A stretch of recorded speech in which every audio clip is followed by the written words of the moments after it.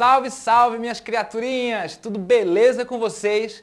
Meu nome é Ailton Brisa, eu sou seu professor de arte e a aula de hoje é para os sextos anos. Mas se você é do sétimo, oitavo ou nono, fica por aí que a aula hoje tá massa. O tema da gente hoje é cultura e preconceito. Vamos falar sobre cultura?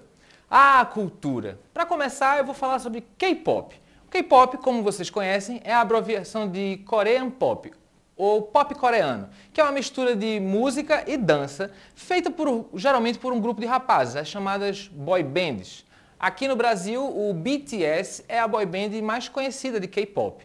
As suas características principais são cores vibrantes, coreografias impecáveis e música pop. E eles foram responsáveis por um aumento massivo no interesse pela cultura sul-coreana nos últimos anos, ao ponto dos jovens começarem a usar gírias e fazer gestos que até pouco tempo atrás nem fariam sentido para a gente, como por exemplo esse gesto aqui. Mas como é que isso veio parar aqui e o que é que isso tudo tem a ver com a nossa aula de hoje? Vem que eu te explico.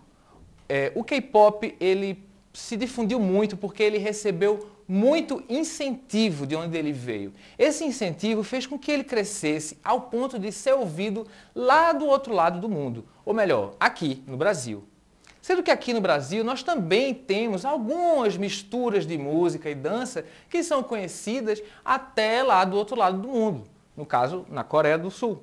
Uma delas, a mais conhecida, eu diria, seria o samba. O samba é um símbolo nacional.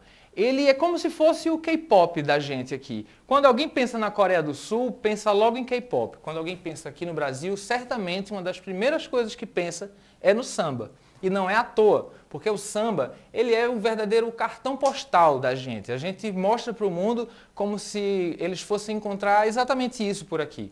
Sendo que nem sempre foi assim. Num passado não muito distante, antes de ser aceito e legitimado socialmente, o samba ele já foi um verdadeiro caso de polícia. Vamos para o nosso quadro Viajando para o Passado, que eu vou te contar melhor.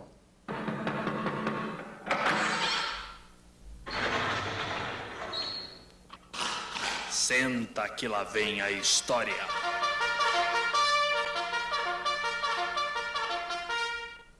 Você está aqui, ó, na linha do tempo, lá no ano de 2021, no cantinho.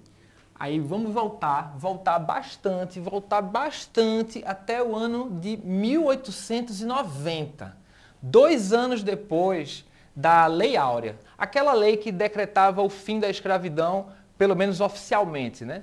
Aqui, 2 anos depois dessa lei, foi criada uma lei conhecida, né, como Lei da Vadiagem. E essa lei considerava como criminosos quem estivesse andando nas ruas e não provasse que estava trabalhando.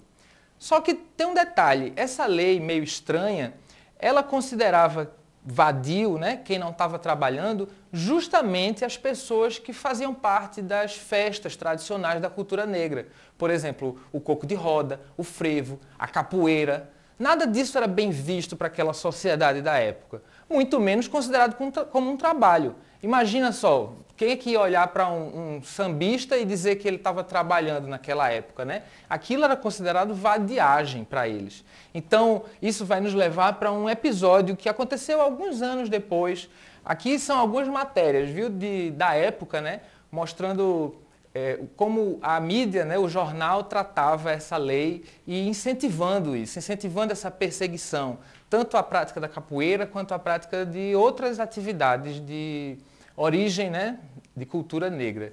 E aí, alguns anos depois, um sambista bem conhecido foi abordado, né, pela polícia, esse sambista aqui, ó, chamado João da Baiana. E nessa abordagem, infelizmente, levaram seu pandeiro. E ele ficou tão arrasado que ele nem quis ir para a roda de samba que ele fazia parte.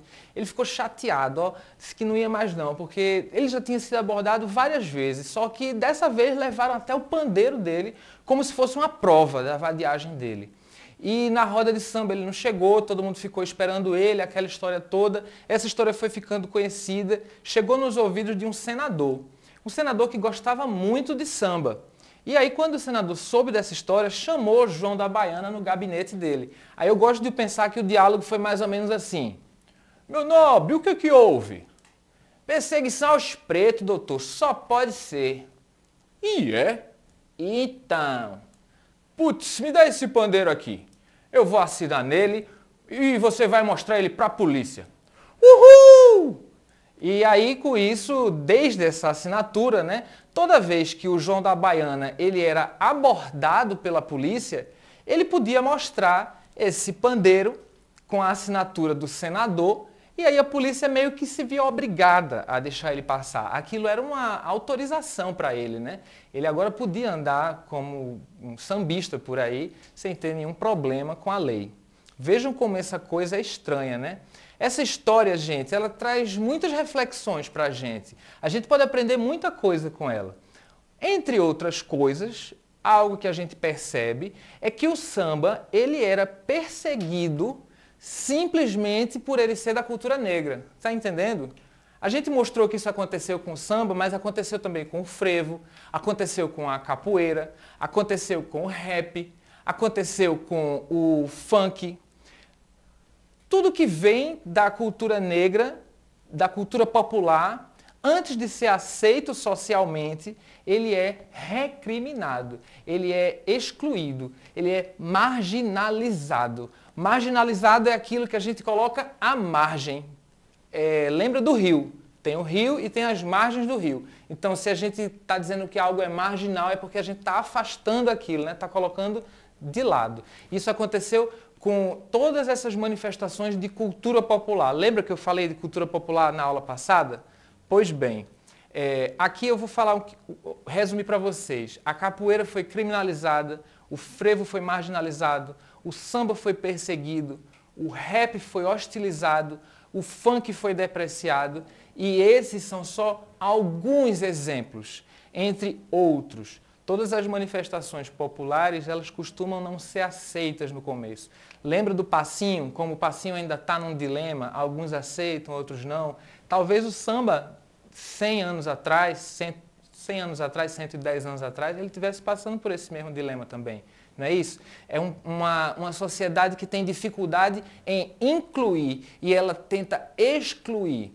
Então vamos pensar assim, ó, negar qualquer manifestação cultural é excluir essa manifestação da sociedade. E ninguém aqui gostaria de ser excluído de nada, não é verdade?